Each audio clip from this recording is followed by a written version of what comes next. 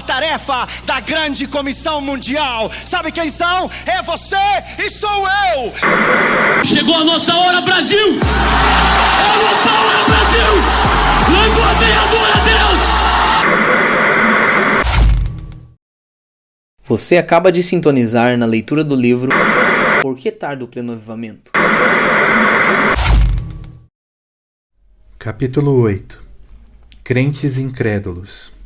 Qualquer dia desses, uma pessoa bem simples vai pegar a palavra de Deus, lê-la e crer nela. E aí nós todos vamos ficar muito envergonhados. É que nós adotamos a cômoda postura de que nossa tarefa para com a palavra é explicá-la. Na verdade, nossa primeira atitude deve ser crer nela e depois obedecer.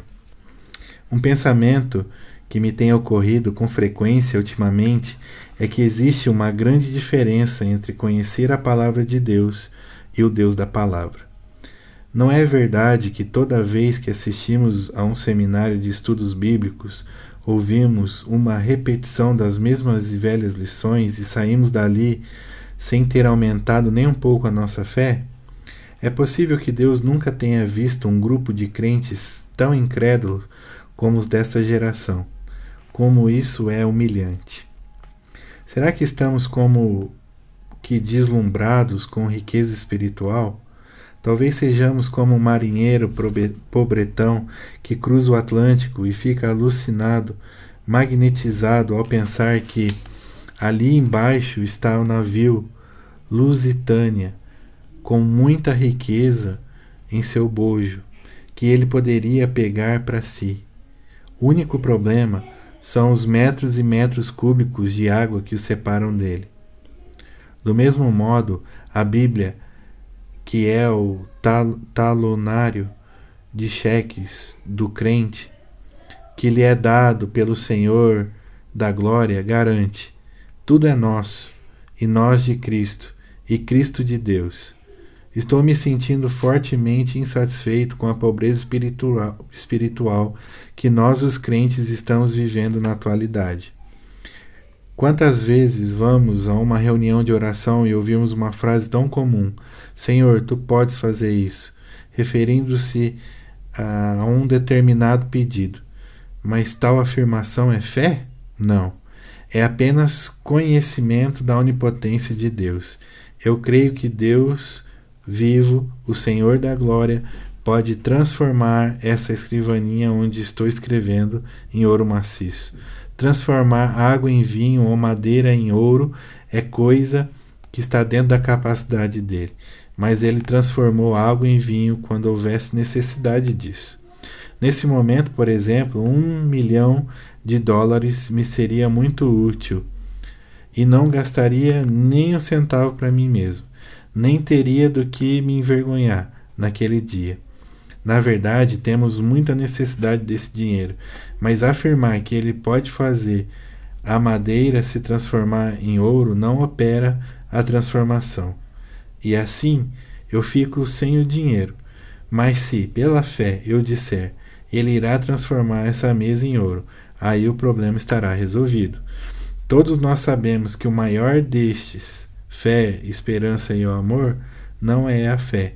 Mas por que ignorar o que é menor?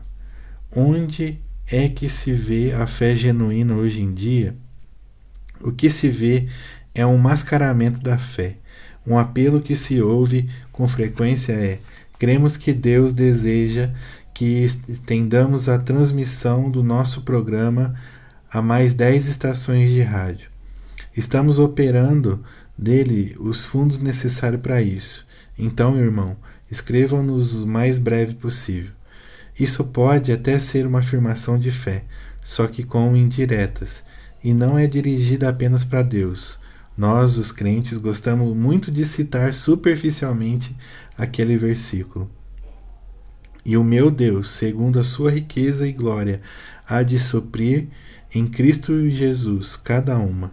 Que palavra extraordinária de nossas necessidades. Filipenses 4,19. Mas será que realmente acreditamos nele? Acredito que poderíamos acrescentar um adendo no capítulo 11 de Hebreus, sem querer com isso diminuir o valor dele, incluindo nomes como o de Hudson Taylor, fundador da missão do interior da China, George Miller, Rhys Hovels e outros que pela fé realizaram grandes feitos. Nessa hora difícil que vivemos, estou ficando cansado de nossas conversas sobre nosso maravilhoso e poderoso Senhor, quando nós continuamos ainda terrivelmente pobres. Deus abençoa é a nossa fé, não a sabedoria, nem a personalidade. É a fé, honra a Deus, e Deus honra a fé. Ele vai aonde a nossa fé coloca. Num certo sentido, que creio todos podem entender, a fé situa Deus aqui ou ali. Ela faz junção da nossa impotência com a onipotência dele. A ciência já rompeu a barreira do som, e a sociedade que nos cerca, uma sociedade permissiva, sequiosa, de prazer, clama para nós que também já rompeu a barreira do pecado. Agora, vamos nós também, com a ajuda de Deus, com a fé simples, firme, romper a barreira da incredulidade. A dúvida retarda a ação da fé e até a destrói, mas a fé também destrói a dúvida. A verdade que a palavra de Deus ensina não é tudo é possível ao que sabe expor bem as Escrituras. Nessa vida terrena, será inútil tentar definir a pessoa de Deus e, possivelmente, nem na eternidade conseguiremos entendê-lo, nem tampouco seus atos. Mas o que diz a Bíblia, esse livro que é tão imutável quanto o seu autor, tudo é possível ao que crê. Muitas vezes ouvimos pessoas que se candidataram ao emprego para o qual se julgaram altamente capacitadas e foram rejeitadas, dizerem, não sem certa amargura: hoje em dia o que conta não é o que a gente sabe, mas quem a gente conhece. Não pretendo entrar no mérito da questão com relação ao mundo dos negócios, mas tenho certeza de que o plano espiritual é a mais pura verdade. Os fatos que sabemos sobre Deus nesses dias dão para encher uma biblioteca. Não queremos com isso depreciar o verdadeiro conhecimento, e menos ainda a sabedoria que vem lá do alto. Mas conhecer fatos sobre Deus é uma coisa, conhecer a pessoa dele é outra muito diferente. Paulo não tinha nada e, no entanto, possuía tudo. Que sublime paradoxo! Que abençoada pobreza! Esse grande homem era espiritualmente riquíssimo. O fato de estar edificando o reino de Cristo e de estar escrevendo os oráculos de Deus nunca lhe subiu à cabeça.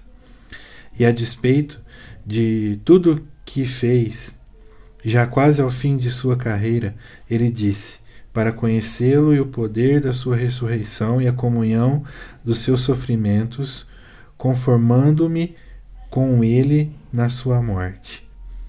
O maior empecilho que existe para os crentes transforme a realidade diante dos olhos do mundo, as promessas de Deus, é esse nosso desprezível ego.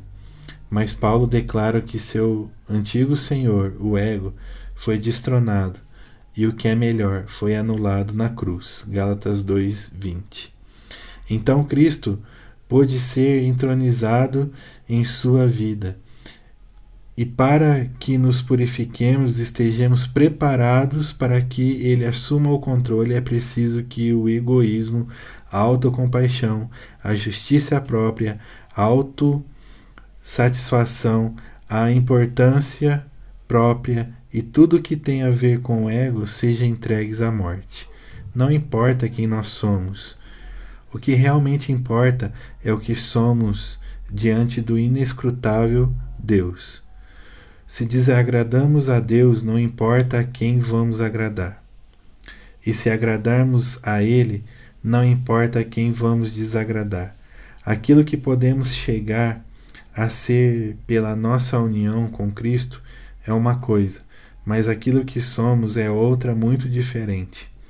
Encontro-me profundamente insatisfeito com o que eu sou. Se você está satisfeito, então tenha compaixão deste seu irmão mais fraco e ore por mim. Existe um tipo de fé que é natural, intelectual e lógica. Existe também a fé que é espiritual. De que adianta pregarmos a palavra se no momento em que estamos anunciando não temos uma fé viva para comunicar-lhes a vida? A letra mata. Iremos nós adicionar mais morte à morte? O maior benfeitor do homem hoje será aqueles que puder trazer inestimável poder de Deus para esse cristianismo orgulhoso, e sem poder vivenciamos hoje. A promessa de Deus ainda está de pé.